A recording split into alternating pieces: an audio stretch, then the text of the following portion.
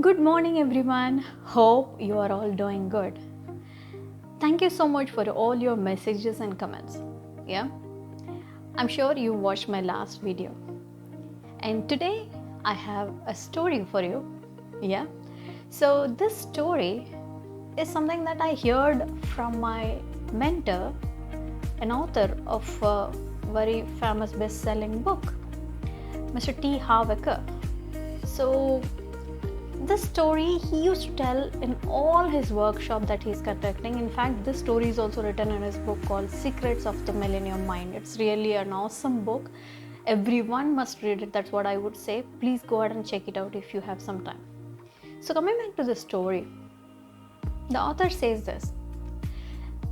There is a family, a couple and a child. They are walking near the beach. They were just playing. And near this beach, there is a carnival that is happening. So the moment this particular couple started walking towards the carnival, the child started asking for an ice cream with his father. So the father says, okay, you want an ice cream? Sure, come, let me get you a scoop of ice cream. So he takes the particular child to the nearest ice cream shop in that particular carnival. He gets him the ice cream and gave it to the child. And while he is trying to make a payment to that particular ice cream which he has bought, suddenly, plop, the ice cream fell down from the child's hand. Okay, and the child started crying now. So the dad says, okay, that's fine. You don't need to cry for this one. Of course, it is too disgusting, right? When you're crying in the middle of the crowd and all that. So he says, that's absolutely fine. I will get you another ice cream. So he's trying to buy another ice cream. Now this time the child says, Daddy, please, I don't want this ice cream. I wanted that 3 scoops of ice cream which is there in that particular menu. So I have a question for you here.